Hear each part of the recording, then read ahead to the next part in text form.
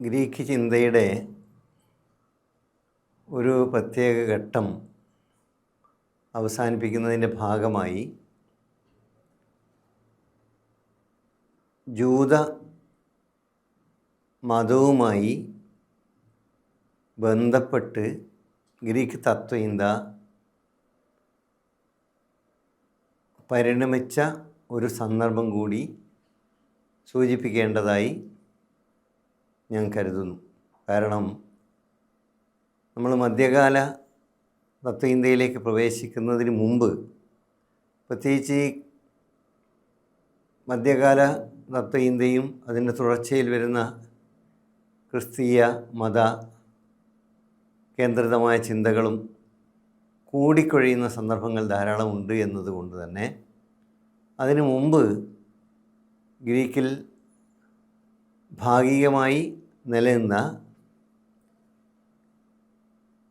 ജൂത മത കേന്ദ്രിതമായ ചിന്ത കൂടി പരാമർശിക്കാനാണ് ഇവിടെ ഉദ്ദേശിക്കുന്നത്. നമുക്കറിയാം, മതം എന്നുള്ളത് തത്വചിന്തയിൽ നിന്ന് വിഭിന്നമായിട്ടുള്ള ഒരു സാമൂഹിക സാംസ്കാരിക ആഖ്യാന മണ്ഡലമാണ്. മതം, മിക്കവാറും എല്ലാ മതങ്ങളും വിശ്വാസകേന്ദ്രിതമായ ഒരു പരികൽപ്പനയാണ്. വിശ്വാസം എന്ന് പറയുമ്പോൾ അവിടെ ദൈവം ആകാം, ആത്മാവാകാം, മരണാനന്തര ലോകമാകാം, സ്വർഗമാകാം, നരകമാകാം. അങ്ങനെ പല രീതിയിലുള്ള വിശ്വാസങ്ങളെ കേന്ദ്രീകരിച്ച് നിലനിന്നിട്ടുള്ള ആഖ്യാനങ്ങളാണ് മതചിന്തകളിൽ നമുക്ക് ലഭ്യമാകുന്നത്. അതേസമയം മതദർശനം എന്നുള്ളത്, മതത്തെ സംബന്ധിക്കുന്ന തത്വചിന്ത എന്നുള്ളത് അതിൽ നിന്ന് വ്യത്യസ്തമാണ്. ഫിലോസഫി ഓഫ് റിലീജിയൻ എന്നുള്ളത് ഫിലോസഫി ഓഫ് സയൻസ് എന്നതുപോലെ തന്നെ എങ്ങനെയാണോ സയൻസിൽ നിന്ന് വിഭിന്നമായി ഫിലോസഫി ഓഫ് സയൻസ് ഒരു വൈജ്ഞാനിക ശാഖയായി, വൈജ്ഞാനിക രൂപമായി നിലനിൽക്കുന്നത്, അതുപോലെ അല്ലെങ്കിൽ കലയെ സംബന്ധിക്കുന്ന, കല എന്നുള്ളതല്ല കലാദർശനം എന്ന് നമുക്കറിയാം. കല എന്നുള്ളത് എന്താണോ അതുമായി ബന്ധപ്പെട്ട് അതിനെ സംബന്ധിക്കുന്ന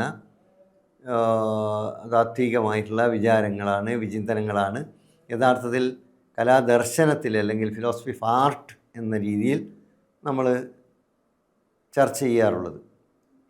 അതുപോലെ തന്നെ മതം എന്നുള്ളത് ഏത് മതമായാലും മതത്തിൻ്റേതായിട്ടുള്ള ഒരു ഫ്രെയിമിനകത്ത് പ്രവർത്തിക്കുന്ന, നിലനിൽക്കുന്ന ചിഹ്നങ്ങളും അതുപോലെ തന്നെ സൂചകങ്ങളും സൂചിതങ്ങളും ഒക്കെ അടങ്ങുന്ന ഒരു ഘടനയാണ്. അതിനെ സംബന്ധിക്കുന്ന ആലോചനകളെ സംബന്ധിച്ച്, അതിനെ സംബന്ധിക്കുന്ന വിചിന്തനത്തെക്കുറിച്ച് പറയുമ്പോഴാണ് അത് മതദർശനമായി ഫിലോസഫി ഓഫ് റിലീജിയൻ എന്ന രീതിയിൽ നമ്മൾ കാണുന്നത്. അപ്പോൾ മതത്തെ എക്സ്ക്ലൂസീവ്ലി ഒരു മതം ആ മതം എന്ന നിലയിൽ ചർച്ച ചെയ്യുന്നത്, അല്ലെങ്കിൽ ആ മതത്തിനകത്തുള്ള സംവാദങ്ങൾ എന്നുള്ളത് തിയോളജിക്കകത്ത് നടക്കുന്ന സംവാദങ്ങളാണ്, ആഖ്യാനങ്ങളാണ്, ചർച്ചകളാണ്.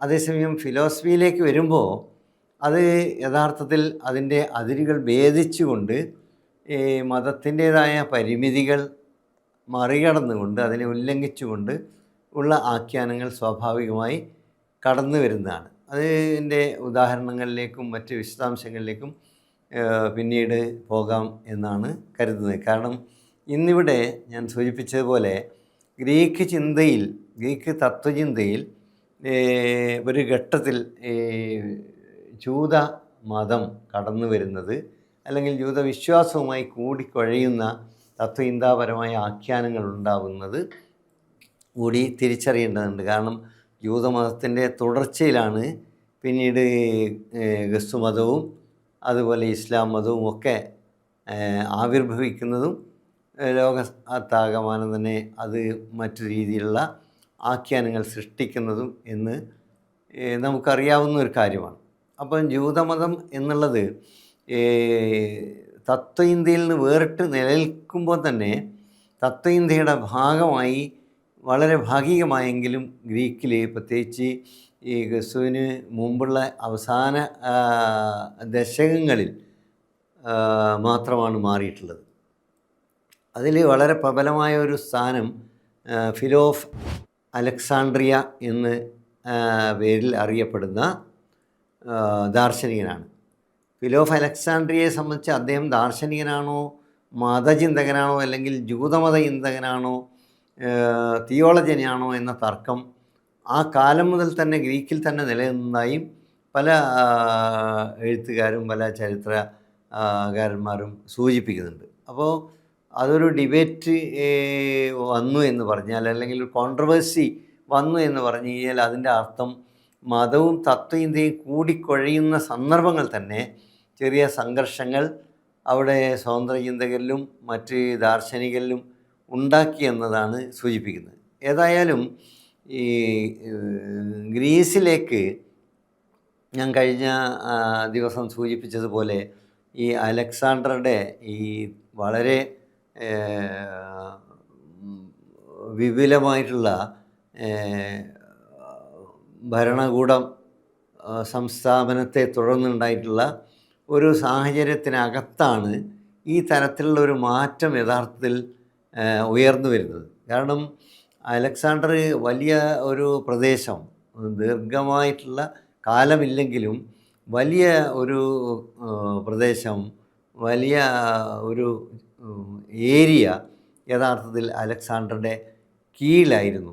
അതുകൊണ്ട് തന്നെ ഈജിപ്തിൽ നിന്നും ഇസ്രായേലിൽ നിന്നും, ഇന്നത്തെ ഇസ്രായേൽ എന്നുള്ള അർത്ഥത്തിലാണ് സൂചിപ്പിക്കുന്നത്, ഇസ്രായേലിൽ നിന്നും പിന്നെ ഇന്നത്തെയും അന്നത്തെയും ഇസ്രായേൽ എന്ന് പറയുന്ന ഒരു ചെറിയ പ്രദേശമാണെങ്കിലും ആ പ്രദേശത്തെ കേന്ദ്രീകരിച്ചുള്ള, ജെറൂസലത്തെ കേന്ദ്രീകരിച്ചുള്ള ചിന്തകളൊക്കെ ആ കാലത്ത് നിലനിന്നതിൻ്റെ ഭാഗമായാണ് അത് യഥാർത്ഥത്തിൽ ഉയർന്നു വന്നത് എന്ന് നമുക്ക് കാണാൻ പറ്റും.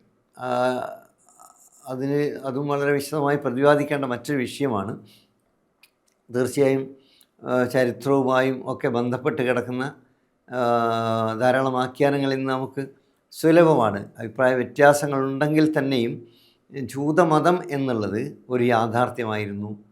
അതിൻ്റെ ടെക്സ്റ്റ്, തോറ എന്നുള്ള ടെക്സ്റ്റ്, ഈ തോറ എന്നുള്ള ടെക്സ്റ്റ് ഇംഗ്ലീഷിൽ തോറ എന്നാണ് എഴുതുന്നതെങ്കിലും പിന്നീട് പ്രത്യേകിച്ച് അറബ് ഭാഷയിൽ ഖുറാനിലും ഉൾപ്പെടെ ഈ തൗറാത്ത് എന്നുള്ള പ്രയോഗമാണ് നമുക്ക് കാണാൻ പറ്റുന്നത്. അപ്പം യഥാർത്ഥത്തിൽ തോറ എന്നുള്ള പ്രവാചകനായിട്ടുള്ള മോസസിൻ്റെ കിട്ടിയ അല്ലെങ്കിൽ ലഭിച്ച ഗ്രന്ഥം എന്ന നിലയിൽ, പുസ്തകം എന്ന നിലയിൽ, ടെക്സ്റ്റ് എന്നുള്ള നിലയിൽ അതിൻ്റെ സാങ്ക്ടിറ്റിയിൽ വിശ്വാസം അർപ്പിച്ചിട്ടുള്ള ഒരു വിഭാഗം ആണ് യഥാർത്ഥത്തിൽ ഇവിടെ നമ്മൾ ജൂത മതം അല്ലെങ്കിൽ ജൂതവിശ്വാസം അല്ലെങ്കിൽ ജൂതർ എന്ന് കണക്കാക്കുന്നത്. അപ്പോൾ ആ ഒരു വിശ്വാസം, ഇപ്പോൾ യഹൂദ എന്നുള്ളതും ജൂത എന്നുള്ളതും യഥാർത്ഥത്തിൽ ഇന്നിപ്പോൾ ഒരേ അർത്ഥത്തിലാണ് ഉപയോഗിക്കുന്നതെങ്കിലും അതിൻ്റെ ആരംഭഘട്ടത്തിൽ ഒരു പ്രദേശത്തെ സംബന്ധിക്കുന്ന വംശീയമായിട്ടുള്ള ഒരു പ്രത്യേക വിഭാഗത്തെ സൂചിപ്പിക്കുന്ന ഒരു സൂചകം എന്ന നിലയിലായിരുന്നു യഥാർത്ഥത്തിൽ യഹൂദ എന്ന വാക്ക് ഉപയോഗിച്ചതെന്ന് നമുക്ക് കാണാൻ പറ്റും. അതിൽ നിന്ന് ഈ ജൂത എന്നുള്ള ജൂ എന്നുള്ള പ്രയോഗത്തിലേക്ക് കാലക്രമേണ പരിണമിക്കുകയായിരുന്നു എന്നാണ് ചരിത്രകാരന്മാർ സൂചിപ്പിക്കുന്നത്. അപ്പോൾ അവിടെ ഈ ജൂത മതം, ഈ അതുമായി ബന്ധപ്പെട്ടുള്ള ആലോചനകൾ ഗ്രീക്കിലേക്ക് കടന്നു വന്നതോടുകൂടി ഈ പ്രത്യേകിച്ച് ഈ ഫിലോ ഓഫ് അലക്സാണ്ട്രിയ എന്ന് പറയുന്ന ചിന്തകൻ, അദ്ദേഹം പ്ലാറ്റോയുടെയും അതുപോലെ തന്നെ സ്റ്റോയിക്ക് ഫിലോസഫേഴ്സ് ആയിട്ടുള്ള സെനോയിൻ്റെയും ഒക്കെ തന്നെ ചിന്തകളെ പിന്തുടരുന്ന ആൾ എന്ന നിലയിൽ കൂടിയാണ് അദ്ദേഹത്തെ ദാർശനികനായി പൊതുവെ അടയാളപ്പെടുത്തുന്നത്. കാരണം ഒരുപാട് കാര്യങ്ങൾ പ്ലാറ്റോണിക്കായിട്ടുള്ള പ്ലാറ്റോ മുമ്പോട്ട് വെച്ച ആദർശവുമായി ബന്ധപ്പെട്ട് അദ്ദേഹം സ്വീകരിക്കുകയും പ്രചരിപ്പിക്കുകയും ഒക്കെ ചെയ്തിട്ടുണ്ട്. അതോടൊപ്പം തന്നെ ഈ സ്റ്റോയിക് ഫിലോസഫിയുടെ ഭാഗമായിട്ടുള്ള ജീവിതത്തെ സംബന്ധിക്കുന്ന, മൂല്യത്തെ സംബന്ധിക്കുന്ന കാഴ്ചപ്പാടുകളും അദ്ദേഹം മുന്നോട്ട് വെക്കുന്നുണ്ട്. അപ്പോൾ അതേ സമയം അദ്ദേഹം കൂടുതലായി യത്നിച്ചിട്ടുള്ളത്, കൂടുതലായി പ്രയത്നിച്ചിട്ടുള്ളത്, കൂടുതലായി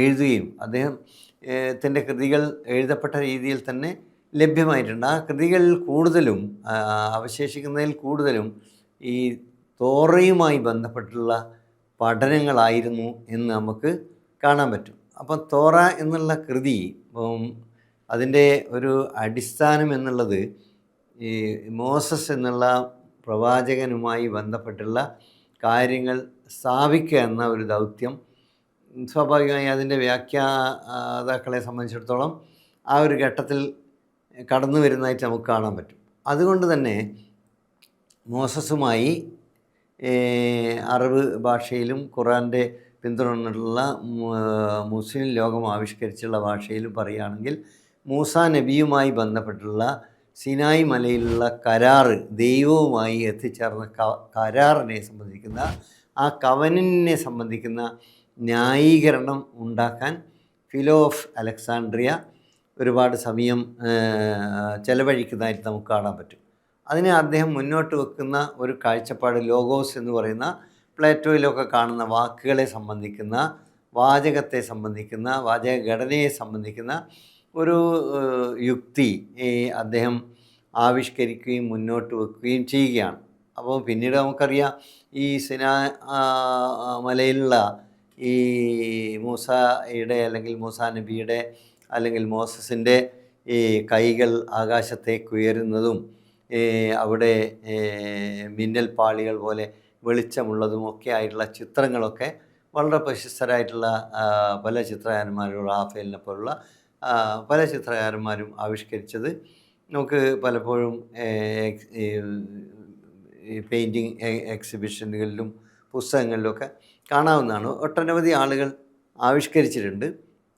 കാരണം അത് ചരിത്രത്തിലുടനീളം, പ്രത്യേകിച്ച് ഈ യൂറോപ്യൻ കോണ്ടിനെൻറ്റിനെ സംബന്ധിച്ച് പറയുകയാണെങ്കിൽ അവിടെ ബൈബിളിൻ്റെയും അതുപോലെ തന്നെ അത് പുതിയ പതിപ്പായാലും ശരി, പഴയ പുസ്തകമായാലും ശരി, ഇനി അല്ല തോറയെ സംബന്ധിച്ചായാലും ശരി, അതിനെ ബേസ് ചെയ്തിട്ടുള്ള, അതിനെ അടിസ്ഥാനപ്പെടുത്തിയിട്ടുള്ള ചിന്തകളും അന്വേഷണങ്ങളും അതിൻ്റെ വരകളും, അതിനെ സ്വീകരിക്കുന്നവരും അതിനെ തിരസ്കരിക്കുന്നവരും. തിരസ്കരിക്കുക എന്ന് പറഞ്ഞു കഴിഞ്ഞാൽ നമുക്കറിയാലോ, മതകീയമായ പരികല്പനകളും അംഗീകരിക്കാത്തവർ പോലും അതിൻ്റെ ചില മിസ്റ്റിക്കായിട്ടുള്ള ചില അംശങ്ങളും അതിലുള്ള ചില കഥാത്മകമായിട്ടുള്ള അല്ലെങ്കിൽ ആർട്ടിസ്റ്റിക് ആയിട്ടുള്ള അതിൻ്റെ സർഗാത്മകമായിട്ടുള്ള ചില വശങ്ങളുമൊക്കെ സ്വീകരിക്കുകയും ആവിഷ്കരിക്കുകയും ചെയ്യുന്നതായിട്ട് നമുക്ക് കാണാൻ പറ്റും. ആ അർത്ഥത്തിൽ ഒരുപാട് കലാകാരന്മാരൊക്കെ ആവിഷ്കരിച്ചിട്ടുള്ള ഒരു രംഗം കൂടിയാണ് ഈ പറയുന്ന ഈ സിനായ് മലയിലെ അവിടുത്തെ ഈ കവനൻറ്റിനെ സംബന്ധിക്കുന്ന ഒരു ഘട്ടം. കാരണം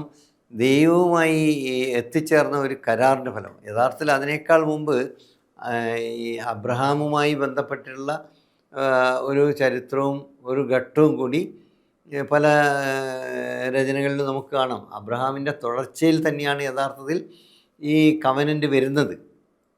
യഥാർത്ഥത്തിൽ ദൈവവും അബ്രഹാമും തമ്മിലുണ്ടായിട്ടുള്ള ഒരു കരാറിൻ്റെ അടിസ്ഥാനത്തിലാണ് ഈ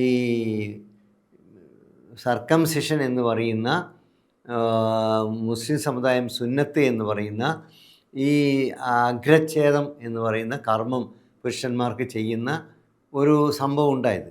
ഈ തോറയുടെ ഇത് പ്രകാരമാണെങ്കിൽ മൂസയുടെ അല്ലെങ്കിൽ മോസസിൻ്റെ ഈ ദൈവവുമായി ബന്ധപ്പെട്ടുള്ള ഏറ്റെടുത്തിട്ടുള്ള ഒരു ഉത്തരവാദിത്തം എന്ന നിലയിൽ അബ്രഹാമിൻ്റെ തുടർച്ചയിൽ ഈ കവനൻ്റ് അല്ലെങ്കിൽ ഈ കരാറ് പാലിക്കുകയും, ഈ കരാറ് പാലിക്കുന്ന ആളുകൾ ഈ രീതിയിൽ ഈ പറയുന്ന സർക്കംസിഷൻ അല്ലെങ്കിൽ അഗ്രച്ഛേദം ചെയ്തിരിക്കണമെന്നാണ്. ഇപ്പോൾ യഥാർത്ഥത്തിൽ നമ്മുടെ ഈ ബൈബിളിക്കൽ ഹിസ്റ്ററിയൊക്കെ പരിശോധിച്ച് കഴിഞ്ഞാൽ അബ്രഹാം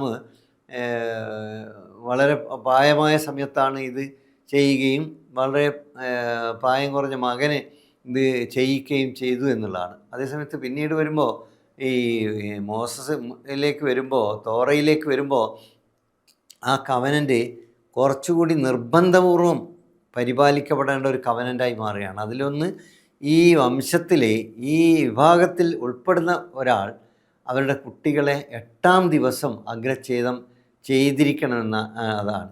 ഇപ്പോഴും ജൂത സമുദായത്തിൽ, അത് ലോകത്തിലെ യൂറോപ്പിലായാലും അമേരിക്കയിലായാലും ഇസ്രായേലിലായാലും ഒക്കെ അവർ 8-ാം ദിവസം ഈ ഒരു പ്രക്രിയയ്ക്ക് വിധേയമാക്കും. കാരണം അത് എന്നെങ്കിലും വിധേയമാക്കുക, അല്ലെങ്കിൽ കുറേ വലുതായിട്ട് ചെയ്യുക എന്നുള്ള നിലയിലല്ല. 8-ാം ദിവസം ഇത് ചെയ്തിരിക്കണം, അല്ലെങ്കിൽ അവർ കമ്മ്യൂണിക്കേറ്റ് ചെയ്യപ്പെടും എന്ന രീതിയിൽ തന്നെ അത് വളരെ നിർബന്ധമായിട്ടുള്ള, അനിവാര്യമായിട്ടുള്ള ഒരു കർമ്മമായി, ഒരു ദൗത്യമായി, ഒരു റിച്വലായി, ഒരു ജീവിതചര്യയായി, ഒരടയാളമായി സ്വീകരിക്കുന്നത് നമുക്ക് കാണാൻ പറ്റും. പറഞ്ഞു വരുന്നത്, ഫിലോ ഓഫ് അലക്സാണ്ട്രിയ എന്നറിയപ്പെടുന്ന, അലക്സാണ്ട്രിയയിലെ ഫിലോ എന്നറിയപ്പെടുന്ന ദാർശനികൻ അല്ലെങ്കിൽ ദാർശനികൻ ഒരു വലിയ പരിധിവരെ യഹൂദ മതത്തിന് ന്യായീകരണങ്ങൾ ഉണ്ടാക്കാനുള്ള, സാധൂകരണം ഉണ്ടാക്കാനുള്ള ഒരു പാന്താവിലൂടെ നീങ്ങുന്നതായി നമുക്ക് കാണാൻ പറ്റും. അതിൽ ഫോക്കസ് ചെയ്തിട്ടുള്ള കാര്യങ്ങളാണ് അദ്ദേഹം പറയുന്നത്. അപ്പോൾ അതിനുവേണ്ടി അദ്ദേഹം ഈ ബൈബിളിക്കലായിട്ടുള്ള പിന്നീട് നമ്മൾക്ക് കിട്ടുന്ന കഥകൾ, അതൊക്കെ അതൊരു തുടർച്ചയിൽ ഇങ്ങനെ വരുന്നതാണെന്ന് നമുക്ക് കാണാൻ പറ്റും. കാരണം ഒരു തലമുറയിൽ നിന്ന് മറ്റൊരു തലമുറയിലേക്ക് മാറി മാറി മാറി വരുന്നതാണ്. ഈ ടെക്സ്റ്റുകളൊക്കെ തന്നെ ഒരൊറ്റ ദിവസം കൊണ്ട് ഒരു ദിവസം ഉണ്ടാകുന്നു, ഒരു സന്ദർഭത്തിൽ ഉണ്ടാകുന്നതല്ല, മറിച്ച് അത് പല സന്ദർഭങ്ങളിലായിട്ട് ഇങ്ങനെ രൂപപ്പെട്ടു വന്നതാണ് എന്നുള്ളത് മിക്കവാറും അതിൻ്റെ പഠിതാക്കളൊക്കെ തന്നെ ചരിത്രപരമായിട്ടുള്ള വിശകലനങ്ങളിലൂടെ രേഖപ്പെടുത്തിയിട്ടുണ്ട്. അപ്പോൾ അവിടെ പറയുന്ന വളരെ പ്രധാനപ്പെട്ട ഒരു കാര്യം, ഫിലോ പറയുന്ന ഒരു കാര്യം, നമ്മളതിൽ ഈ കാണുന്ന ആദാമിൻ്റെ അല്ലെങ്കിൽ ഈവിൻ്റെ ഒക്കെ കഥയാണെങ്കിൽ, ആദാം അവ്വ എന്നൊക്കെ പറയുന്ന ഈ ആദിയിലുണ്ടായിട്ടുള്ള മനുഷ്യരെക്കുറിച്ചുള്ള കഥകളാണെങ്കിൽ അതൊക്കെ സിമ്പിളുകളാണ്, പ്രതീകങ്ങളാണ് എന്നാണ്. യഥാർത്ഥത്തിൽ അത് ഒരു വ്യക്തിയല്ല, മറിച്ച് അതൊക്കെ തന്നെ ചിഹ്നങ്ങൾ ആണ്. കാരണം ചിഹ്നങ്ങൾ അല്ലെങ്കിൽ പിന്നെ അത് വസ്തുതാപരമായി നമുക്ക് ഇന്നത്തെ ഒരു ലോകത്ത് സാധൂകരിക്കാൻ പറ്റില്ല. കാരണം ഈ മണ്ണ് കുഴച്ച് 2 മനുഷ്യരുണ്ടാക്കി, അല്ലെങ്കിൽ ഏതെങ്കിലും രീതിയിൽ വെറും 2 ആളുകളിങ്ങനെ പ്രത്യേക രീതിയിൽ നിർത്തി എന്നൊക്കെ പറയുന്നത് ഇന്നത്തെ ഒരു ലോകത്ത് ആവിഷ്കരിക്കുമ്പോൾ, ആധുനിക ലോകത്തിൻ്റെ ഒരു പ്രവേശഘട്ടത്തിൽ തന്നെ ഈ ആ ഒരു കാര്യം തിരിച്ചറിഞ്ഞുകൊണ്ടുള്ള ഒരു സാധൂകരണത്തിലേക്കാണ് യഥാർത്ഥത്തിൽ അലക്സാണ്ട്രിയയിലെ ഫിലോ എന്ന് പറയുന്ന മതദാർശനികൻ മുന്നോട്ട് പോകുന്നത്. അപ്പോൾ അതുകൊണ്ട് ഈ യഥാർത്ഥത്തിൽ ഇവിടെ ഈ ആദം എന്ന് പറയുന്നതും അല്ലെങ്കിൽ ഈവ് എന്ന് പറയുന്നതൊക്കെ അത് അതിൻ്റെ ഒരു ഒരു ഒരു ഘടനയാണ്, അതിനകത്തുള്ള ചില ചിഹ്നങ്ങളാണ്. ആ ചിഹ്നങ്ങൾ എന്ന് പറയുന്നത് നമ്മളെ അറിവും വാക്കും തമ്മിലുള്ള ബന്ധമാണ് അവിടെ യഥാർത്ഥത്തിൽ സൂചിതമാകുന്നത്. അപ്പം അറിവ് എന്നുള്ളത് എപ്പോഴും വാക്കിലൂടെയാണ് ആവിഷ്കരിക്കപ്പെടുന്നത് എന്ന് നമുക്കറിയാൻ പറ്റും. അപ്പം വാക്കുകളിലൂടെ ആവിഷ്കരിക്കപ്പെടുന്ന, ഇപ്പം ആദിയിൽ വചനമുണ്ടായിരുന്നു എന്ന് പറയുന്ന ഒരു പ്രയോഗം മിക്കവാറും എല്ലാ പ്രാചീന ടെക്സ്റ്റുകളിലും പല രീതിയിലായിട്ട് നമുക്ക് കാണാൻ പറ്റും. അപ്പോൾ ഈ വാക്കുകൾ എന്നുള്ളത് ഇതിൻ്റെ പ്രതിദാനമാണ് യഥാർത്ഥത്തിൽ ഈ ആദാമിലൂടെ അതിൻ്റെ ഒരു സെൻസിബിലിറ്റി, അല്ലെങ്കിൽ അതിൻ്റെ ഒരു തരത്തിലുള്ള തിരിച്ചറിവാണ് മറുഭാഗത്ത് സൂചിപ്പിക്കുന്നത് എന്ന രീതിയിലുള്ള വ്യാഖ്യാനങ്ങളൊക്കെ ഫിലോ നൽകുന്നതായിട്ട് കാണാൻ പറ്റും. അപ്പം ചുരുക്കത്തിൽ ഇന്നിപ്പം ആധുനിക കാലത്ത് പ്രത്യേകിച്ച് ഈ പാതിഭാസിക വിജ്ഞാനിയൊക്കെ, ഫിനോമിനോളജിയൊക്കെ വലിയൊരു വൈജ്ഞാനിക ശാഖയായി തത്വചിന്തയിൽ ആവിർഭവിക്കുകയും വികാസം ഭാവിക്കുകയും ചെയ്ത ഒരു കാലത്ത് നമ്മൾ ഹെർമന്യൂട്ടിക്സ് എന്ന് പറയുന്ന വ്യാഖ്യാന ശാസ്ത്രം എന്ന് സാധാരണ പറയാറുള്ള ഹുസൈലിൻ്റെയും ഹൈഡെഗറുടെയും ഒക്കെ പാതയിലേക്കുള്ള ഒരു മതകീയ കേന്ദ്രിതമായ ആണെങ്കിലും ആ ഒരു രംഗപ്രവേശം യഥാർത്ഥത്തിൽ ഫിലോ നടത്തുന്നതാണ്. ഇന്നത്തേതുപോലെയോ അല്ലെങ്കിൽ ഈ പിൽക്കാലത്തുണ്ടായിട്ടുള്ള ഫിനോമിനോളജി പോലെയോ ടെക്സ്റ്റുകളെ വളരെ കൃത്യമായി വിശകലനം ചെയ്യുന്ന ഒരു സമീപനം വികസിച്ചു എന്നതിന് അർത്ഥമില്ല. പക്ഷെ ആ ഒരു രൂപം അല്ലെങ്കിൽ ആ ഒരു രീതിശാസ്ത്രം, ആ ഒരു സമീപനം യഥാർത്ഥത്തിൽ ആ കാലത്ത് ആരംഭിക്കുന്നതായിട്ട് നമുക്ക് കാണാൻ പറ്റും. അപ്പോൾ അതുകൊണ്ട് ഞാൻ പറഞ്ഞു വരുന്നത്, ഇപ്പോൾ യഥാർത്ഥത്തിൽ ഈ തോറയെ ന്യായീകരിക്കുക, തോറ എന്ന് പറയുമ്പം അതിൽ 13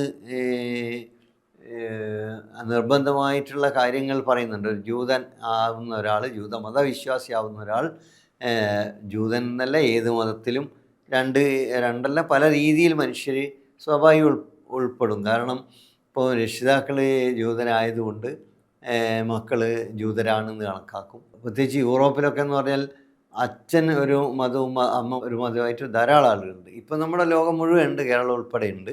അങ്ങനെ പല രീതിയിലായിട്ട് ഉണ്ടാവും. പക്ഷേ എന്നാൽ പോലും അവിടെ ആരെയാണോ സംബോധന ചെയ്യേണ്ടത് ആ സംബോധനയുടെ അടിസ്ഥാനത്തിൽ ഇദ്ദേഹത്തെ ജൂതനെന്നോ ക്രിസ്ത്യനെന്നോ മാറി മാറി പ്രയോഗിക്കുന്ന അല്ലെങ്കിൽ സംബോധന ചെയ്യുന്ന അവസ്ഥയും നമുക്ക് യൂറോപ്യൻ കോണ്ടെക്സ്റ്റുകളിൽ കാണാൻ പറ്റും. അപ്പോൾ അത് പല രീതിയിലും അതിൻ്റെ ഫങ്ഷനിങ് അല്ലെങ്കിൽ അതിൻ്റെ വർക്കിംഗ് നമുക്ക് ശ്രദ്ധിച്ചു കഴിഞ്ഞാൽ വളരെ രസകരമായിട്ട് കാണാവുന്ന ഒരുപാട് സംഭവങ്ങളും അനുഭവങ്ങളും അത്തരത്തിലുള്ള സംബോധനകളിൽ അന്തർഭവിച്ചിട്ടുണ്ട്.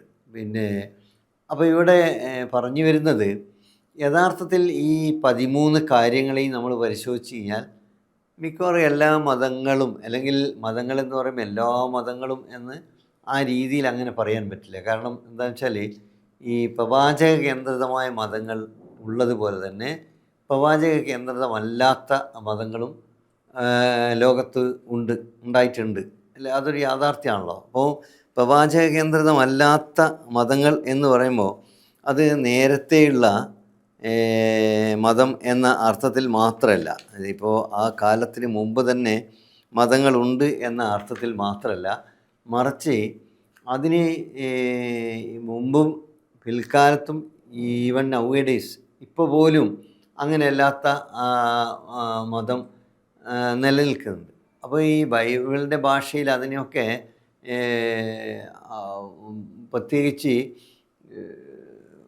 പുറന്തള്ളിൻ്റെ ഒരു ഭാഷയിൽ ആണ് അന്ന് കാണുന്നത്. പിന്നീട് വരുന്ന പ്രവാചക കേന്ദ്രിതമായിട്ടുള്ള മതങ്ങളിലൊക്കെ അത്തരം മതങ്ങളെയൊക്കെ തന്നെ ബഹുദൈവ വിശ്വാസ കേന്ദ്രിതമായിട്ടുള്ള ഒന്ന് എന്ന നിലയിൽ, അതിനെ പേഗനിസം എന്ന നിലയിൽ മുദ്രകുത്തി ചാപ്പകുത്തി മാറ്റി നിർത്തുന്നു എന്ന് നമുക്ക് കാണാൻ പറ്റും. പക്ഷെ അതിൻ്റെ ഹിസ്റ്റോറിക്കലായിട്ടുള്ള അതിൻ്റെ തുടർച്ചയിൽ നമുക്ക് കാണുകയും ചെയ്യേണ്ടത്. അപ്പോൾ ഞാൻ സൂചിപ്പിക്കുന്നത് യഥാർത്ഥത്തിൽ മിക്കവാറും എല്ലാ മതങ്ങളും ഈ പരലോക കേന്ദ്രിതമായിട്ടുള്ള വിശ്വാസത്തെ ആണ് ഉറപ്പിക്കാൻ ശ്രമിക്കുന്നത്.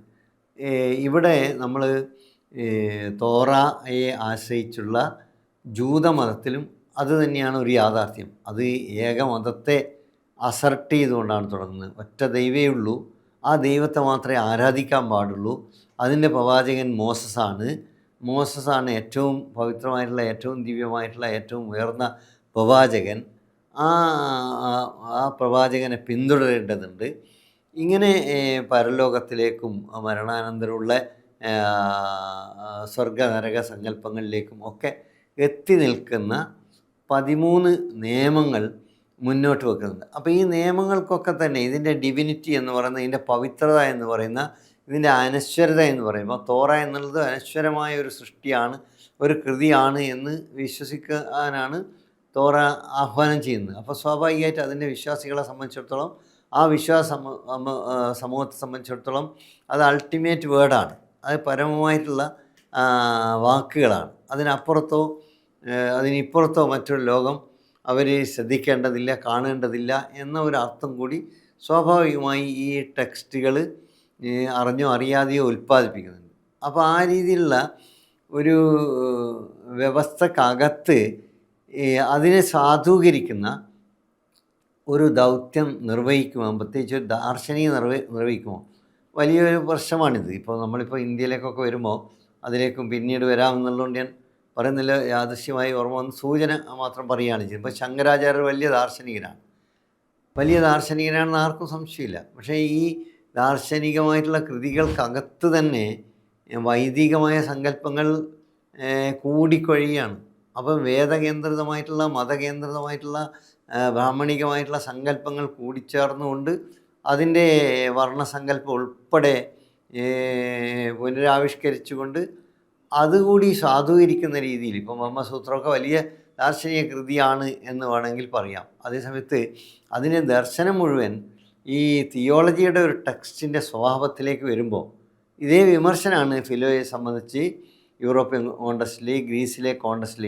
ഫിലോ പറയുന്നത് നമ്മളെ തത്വചിന്തകരെന്താണോ ചുരുങ്ങിയത് പ്ലാറ്റോ മുതലെങ്കിലും പറഞ്ഞു കൊണ്ടിരുന്നത് അത് തന്നെയാണ് ഈ ജൂത മത കൃതിയായിട്ടുള്ള തോറയിലും പറയുന്നത് എന്നാണ്. എന്ന് പറഞ്ഞാൽ അറിഞ്ഞോ അറിയാതെയോ ഫിലോ ഇതിൻ്റെ ഒരു വക്താവാകുക മാത്രമല്ല, ഇത് തന്നെ ഉണ്ടായാൽ മതി, ഇനി അതൊന്നും വേണമെന്നില്ല എന്ന ഒരു രീതിയിലേക്ക് കാര്യങ്ങൾ പരിണമിക്കുന്നു എന്നാണ് ഫിലോയെക്കുറിച്ചുള്ള വലിയൊരു വിമർശനമായി വന്നത്. അപ്പോൾ അതുകൊണ്ട് തന്നെ ഇദ്ദേഹം ദാർശനികനിൽ നിന്നും ഇദ്ദേഹം മതചിന്തകനാണ്, തിയോളജിയൻ മാത്രമാണ് എന്നുള്ള വിമർശനങ്ങളും അതിൻ്റെ അടിസ്ഥാനത്തിലുള്ള പഠനങ്ങളും മറുവശത്ത് കാണാൻ പറ്റും. അതുകൊണ്ട് ജൂതമതം എന്നുള്ളത് ഈ ജൂതമതത്തിൻ്റെ ഈ തോറയിൽ പറയുന്ന സർക്കംസിഷൻ ഉൾപ്പെടെയുള്ള കാര്യങ്ങൾക്ക് അപ്പം നമ്മളിപ്പോൾ നോക്കിക്കഴിഞ്ഞാൽ യഥാർത്ഥത്തിൽ ഈ ഖുറാനിൽ ഈ സർക്കംസിഷൻ പറയുന്നതിനില്ല. ആകെ കൂടി പറയുന്നത് എബ്രഹാമിനെ അല്ലെങ്കിൽ ഇബ്രാഹിം നബി എന്ന് അറബി ഭാഷയിലും അതിനെ പിന്തുടരുന്ന മുസ്ലിം ലോകവും പൊതുവെ പറയുന്ന ഇബ്രാഹിമിനെ പിന്തുടരണം എന്ന് മാത്രമാണ്. അപ്പോൾ ഇബ്രാഹിമിനെ പിന്തുടരണം എന്ന് പറയുമ്പോൾ ഇബ്രാഹിം എന്നുള്ളത് അല്ലെ എബ്രഹാം എന്നുള്ളത് അവിടെ ഇപ്പോൾ ഉള്ള എബ്രഹാം അക്കോർഡല്ല കേട്ടോ. ഇപ്പോൾ ഇസ്രായേലിൽ അടുത്ത കാലത്ത് നമ്മൾ പ്രചരിപ്പിക്കപ്പെട്ടുള്ള അബ്രഹാം അക്കോർഡ് എന്നുള്ള ഇറ്റ് ഈസ് സംതിങ് എൽസ്. അത് വേറൊരു കാര്യമാണ്. അത് വലിയ ഒരു വിപത്തായി നിൽക്കുന്ന മറ്റൊരു ആപത്താണ്. അപ്പോൾ ഈ കരാർ എന്നും അക്കോർഡ് എന്നൊക്കെ പറയുമ്പോൾ എളുപ്പം തെറ്റിദ്ധരിക്കപ്പെട്ടു പോകാം എന്നുള്ളത് കൊണ്ടാണ് ഞാനിത് പറയുന്നത്. ഇത് ആയിരത്താണ്ടുകൾക്ക് വർഷങ്ങൾക്ക് മുമ്പുള്ള കൃത്യമായിട്ടുള്ള നമ്മുടെ ഈ ഇത്തരം കാര്യങ്ങൾക്ക് ചരിത്രപരമായ തെളിവുകൾ എന്ന് പറയുന്നത് വളരെ കുറവും അല്ലെങ്കിൽ വളരെ ഇടുങ്ങിയതുമാണ്. മിക്കവാറും ഈ ടെക്സ്റ്റുകളെ മതകീയമായിട്ടുള്ള ടെക്സ്റ്റുകൾ തന്നെയാണ് പലപ്പോഴും ഇതിൻ്റെ ബേസായിത്തീരുന്നത്. ഇപ്പോൾ തോറയെ സംബന്ധിക്കുന്ന കാര്യങ്ങൾ തോറയോ അല്ലെങ്കിൽ അതിനെ തുടർന്നിട്ടുള്ള അത് കേന്ദ്രിതമായിട്ടുള്ള സംവാദങ്ങളോ തന്നെ നോക്കേണ്ടി വരുന്ന ഒരവസ്ഥ ഉണ്ട്. മറ്റ് വളരെ കൃത്യമായി ഇവരുടെ ചരിത്രങ്ങൾ അല്ലെങ്കിൽ ഈ കൃതികളുടെ തന്നെ ഈ അതിന് പുറത്ത് നിന്നുള്ള ചരിത്രങ്ങൾ സ്വാഭാവികമായും കുറവാണ് എന്നാണ് ഞാൻ മനസ്സിലാക്കിയിട്ടുള്ളത്. തീർച്ചയായും ഇതൊക്കെ ഡിബേറ്റബിളാണ്, ഇനിയും അന്വേഷിക്കാനും കണ്ടെത്താനും സാധ്യതയുള്ളതുമാണ്. പക്ഷേ നമ്മൾ കണ്ടെടുത്തിലോളവും അറിഞ്ഞെടുത്തിലോളവും ഈ പറയുന്ന കവറേജിൻ്റെ ഭാഗമായി കൂടുതൽ ഇത്തരത്തിലുള്ള പല അനുഷ്ഠാനങ്ങളും അനിവാര്യമായി ചെയ്തിരിക്കണമെന്ന രീതിയിലുള്ള ഉത്തരവാദിത്തങ്ങൾ ഈ 13 കൽപ്പനകളുടെ അടിസ്ഥാനത്തിൽ വികസിപ്പിക്കുകയും അതിനെ ന്യായീകരിക്കുകയും ചെയ്തുകൊണ്ടുള്ള ഒരു തത്വചിന്താപരമായിട്ടുള്ള ഇപ്പം ദാർശനികർ പറയുന്നതും ഇതും ചേർത്ത് വെച്ചുകൊണ്ട് ഞാൻ നേരത്തെ പറഞ്ഞതുപോലെ നമ്മളിപ്പം തത്വചിന്തയുടെ ഒരു ഭാഷയിലേക്ക് ഇതിനെ പരാവർത്തനം ചെയ്യുക എന്നുള്ളത് അതിൻ്റെ ഒരു ശ്രമം, അതിനെ ആ രീതിയിലേക്ക് ട്രാൻസ്ലേറ്റ് ചെയ്യാനുള്ള ഒരു ശ്രമം ആണ് യഥാർത്ഥത്തിൽ ഫിലോ നടത്തിയിട്ടുള്ളത്. ഒരുപക്ഷെ ആ കാലത്ത് ഗ്രീസിലേക്ക് ഗ്രീസ് എത്തപ്പെടുക എന്ന് പറഞ്ഞാൽ ഒരു മിഷണറി വർക്കിൻ്റെ ഭാഗമായൊന്നും എത്തിയതല്ല എന്നാണ് പല പഠനങ്ങളിലും കാണുന്നത്. മറിച്ച് അന്നത്തെ സഞ്ചാരങ്ങളും പ്രത്യേകിച്ച് അലക്സാണ്ടറുമായി ബന്ധപ്പെട്ടുള്ള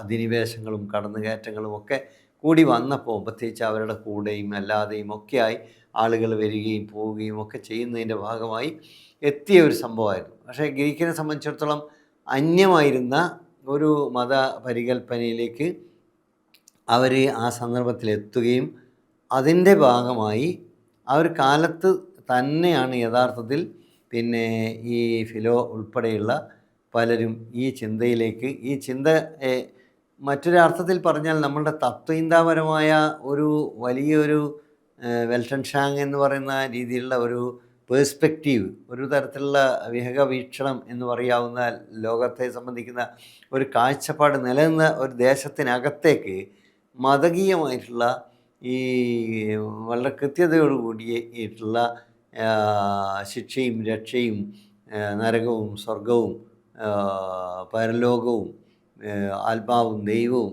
ഒക്കെ ആയിട്ടുള്ള സങ്കല്പങ്ങളുടെ അടിസ്ഥാനത്തിലുള്ള ഒരു വ്യാഖ്യാന രീതി യഥാർത്ഥത്തിൽ ഗ്രീസിൽ രൂപപ്പെടുകയായിരുന്നു, വളർന്നു വരികയായിരുന്നു. അതുകൊണ്ട് തീർച്ചയായും നമ്മൾ ഈ ഒരു സാഹചര്യം, ഈ ഒരു പശ്ചാത്തലം കൂടി തിരിച്ചറിഞ്ഞതിന് ശേഷം വേണം മധ്യകാല തത്വ ഇന്ത്യയുടെ പരിസരത്തിലേക്ക് നമുക്ക് പോകാൻ എന്നാണ് ഈ സന്ദർഭത്തിൽ സൂചിപ്പിക്കാനുള്ളത്.